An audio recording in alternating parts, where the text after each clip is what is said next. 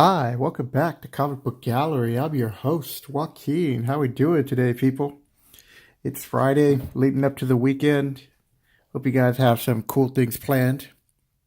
Today's video is, while it's about giant-sized X-Men, it's really about, should I get this book restored? And Reggie has recently done some videos and had some people on from CGC, and they were talking about the process and what qualifies as being restored.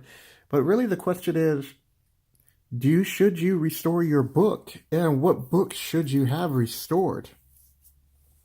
So first glance at this, if I were to just show you this book like this and keeping my finger over it, you'd be like, hey, that book doesn't look that bad. And it doesn't. But there is major water damage here, and it cuts through, and the page is cut. It's torn all the way to here. So I'll pull this book out just to show you, so you can get a better look at the other flaws on it. But there's not that many flaws on it. Well, besides the water damage and the big hole, Joaquin. I wouldn't call that major. Okay, so I'll give you that. But I like this cover. It's such a good cover. And how I acquired this book. So I'm not going to open it like I said, because as you can see right here, it's already ripping. And when I opened it to look at it again, I started to cause a little bit more rip. So I can't open it ever again. So the question is, do I just, no matter what, this is getting sent in to CGC to be graded or slabbed, just to preserve the book. When you have books that are valuable like this, you should be slabbing them. I don't care what company that you go to. And if you can see, see if I can catch that ripple effect right there. Yeah. I would have them just press this book and that's it. Because of the water damage right here. And my question would be, do I have this fixed and this part restored and then pressed? While it could use a cleaning, I really wouldn't risk it. And it's not that bad. But I am putting fingerprints on it by doing it. But at this point, does it matter? Same thing over here. You just see the water damage. So I don't think that the back was that bad. So I can show you some of the colors are off-white. They're tan. And that's as close as I want to get, as you can see right here. So the book is pretty banged up, okay? But still, if this is your first book, which it is for me, then if this is all you could afford in your collection, then it's better than nothing at all. I paid over 200, I want to say like 220 with shipping for this book back in around 2009. It was actually the first book that I sought to get. And at the time, I didn't know that much about eBay. And more important, I didn't know about shell bidders. I probably should have gotten this book at that time because nobody else was really bidding on it. And even if the shell bidder would have did something, it would have been at the last second. So I should have probably paid under 100 or 100 for this book because nobody else was interested in it. And every day I put in like $10 just to get the ball started. And I want to say during the last 2 days left, this one person who had no bidding history, and that's such an indicator. And that's one of my gripes. Even though I sell on eBay and I've always enjoyed eBay, what I don't like is that they now let you hide the bidders. First of all, you cannot see the information of the actual bidders' names. They block it off except for the first and last number, and then they give you an indication of how many positive reviews they've received or feedback. So that's not the issue. The issue is letting people, and even though that you don't see the names The fact that they can hide it means you can't see if they're shell bitter. That's why I just try to snipe as many books as I can, because it eliminates most of that problem. And if it goes over the value that I want to pay for, then somebody else bought it.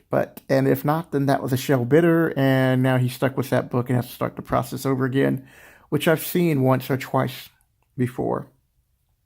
But back to this book, Giant X-Men #1. This is the iconic X-Men book to collect, besides, issue #1, first appearance of Wolverine. So we're talking X-Men, you're talking the first appearance of X-Men. So X-Men #1, which is out of my price range and most people's price range. Next up is Wolverine. He's getting to that point, which is Hulk 181. The third book that you should get out, if you can afford it, is a giant size X-Men.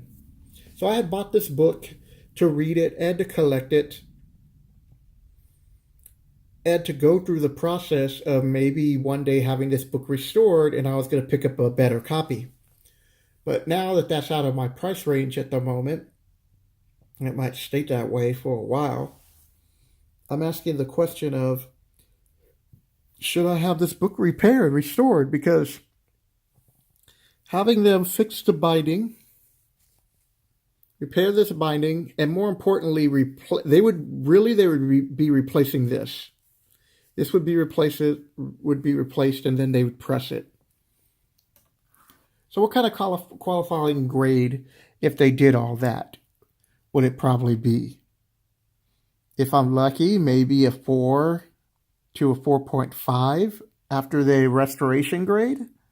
But is that worth it compared to leaving it the way it is and taking it at, I don't know, what is this, like a 2.5, maybe a 3.0?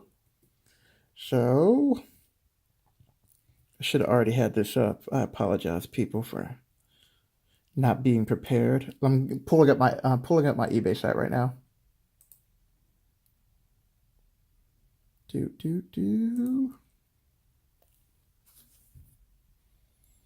All right. And just know this, if you're an artist or whatever, you should always be plugging people. Always letting people know what you're doing. In this case, there's my Comicbook Gallery, so you can go to my eBay site. But let's look up giant size X-Men. Try not to knock over my and let's go with CGC. We'll just say that this book is a 2.5, right? It should probably be in that range, or I'm hoping a little bit higher. So far, I don't see anything. I don't think this book would be a 4.0. Maybe it would have a chance of being. No. I want to find like a really bad copy. I don't know if that's being, if any of that, if anybody has that bad of a copy. I mean, we're talking, the lowest is a 4.5 and you got a 5.5.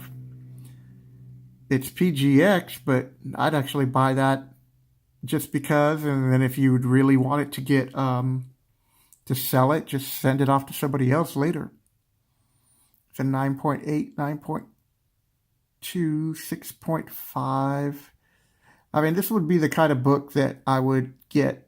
If I had it graded, I would have Stan Lee at the time try to sign it, but, that never happened. I think that was my original plan, too.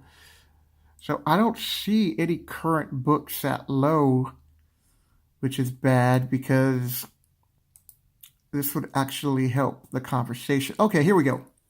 So a 2.5 is what I think this book would be currently at where it's at.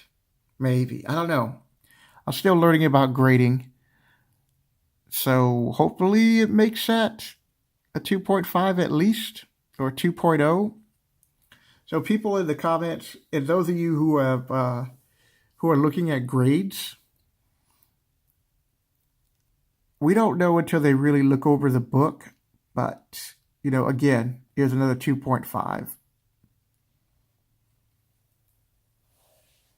This is a big decision for me because once you restore this book, there's nothing more you can do. Or I can leave it the way it is because this is in the price range of most people who want to get a book like this. But these look like they were in better cover, and I won't be able to pull up the listing size on it, but at least this will add to the conversation, and I'm hoping that people can look at this book and also learn from my cautionary tale about shell bidding and knowing what you're buying. So I got lucky in the sense of the book I picked up is a key issue because there could have been, we're talking, I think this is first appearance of Storm, first appearance of Thunderbird, first appearance of Nightcrawler, second full Wolverine, first new X-Men team.